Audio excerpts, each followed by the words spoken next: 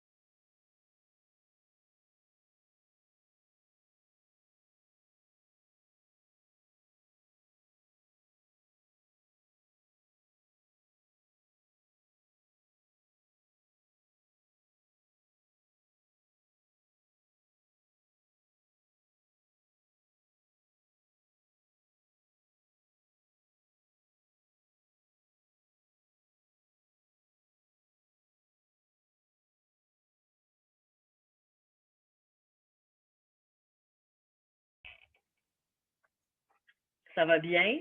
Ah, ça va bien, oui, ça va bien. Aujourd'hui, dans le fond, on est là parce qu'on veut parler de la synécologie avec toi.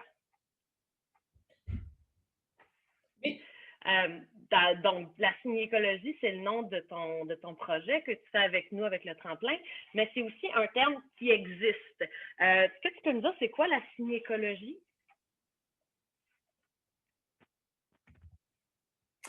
oui, ben c'est une bonne question. En fait, la synécologie, bon, c'est pas un mot qui est dans le dictionnaire. Ce mot-là est venu par un processus de création. Donc, le mot est venu par après. La synécologie, en fait, bon, ça c'est le signe qu'on utilise pour le terme. On prend nos mains ensemble. En fait, euh, on a trouvé le signe et ensuite on a trouvé la signification, le mot en français. Mais le signe, le signe est venu en premier, c'est celui-ci. Et ce que ça signifie, ce signe-là, c'est en fait que dans la communauté, par exemple, moi, Tiffaine, j'ai une famille, j'ai des amis, j'ai des gens au travail autour de moi, j'ai des artistes autour de moi. Donc, il y a toute une plusieurs communautés, plusieurs personnes autour de moi, des interprètes, des amis, etc. Une bulle de gens qui se trouvent, qui gravitent autour de moi et chaque personne qui me rencontre a une interaction avec moi. Donc, on a une relation ensemble qui est complexe. Toutes les interactions sociales, on essaie de s'arrimer, que ce soit sourd, entendant, des gens qui apprennent la langue des signes ou qui signent déjà, mais le but de tout ça, c'est de faire un effort pour arriver à communiquer avec la langue des signes. Donc, la personne qui vient vers moi, tout de suite, elle va changer son état d'esprit, sa posture, en fait, pour pouvoir entrer en communication avec moi. Donc, on va tous s'arrimer pour essayer de communiquer ensemble. Donc, tout est autour de la communication. On se regarde de face à face, on va se taper sur l'épaule, faire un petit signe de la main pour attirer l'attention, etc. Donc, par exemple, mes enfants, à tous les jours, mes enfants, ben, ils entendent, hein? Donc, moi, je n'entends pas. Donc, on a une interaction, on doit s'arrimer ensemble dans notre interaction. Donc, nos comportements s'ajustent pour que ça fonctionne. Donc, par exemple, s'il y a de la musique, mon fils joue du violon, du violoncelle. Dès qu'ils se mettent à jouer, ils me disent, viens toucher. Donc, automatiquement, tu sais, ils le savent, c'est en eux. Ils ont cette perspective-là et tout de suite, ils vont me dire, ben, touche à l'instrument. Donc, moi, je touche et je change, je sens les vibrations.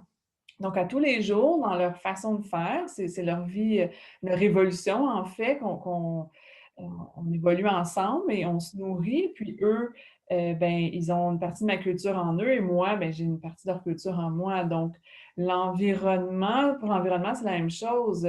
Les espaces d'artistes, comment les artistes travaillent, les relations et tout ça, on s'arrime, en fait. On travaille de façon organique.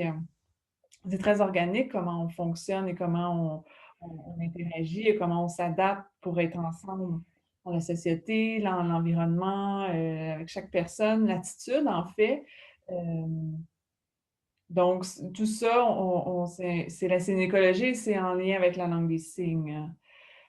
Donc, on regarde pas à savoir si la personne est sourde ou handicapée ou quoi que ce soit. On regarde plutôt l'environnement et comment les interactions s'arriment et on arrive de communiquer avec la langue des signes avec tout ça.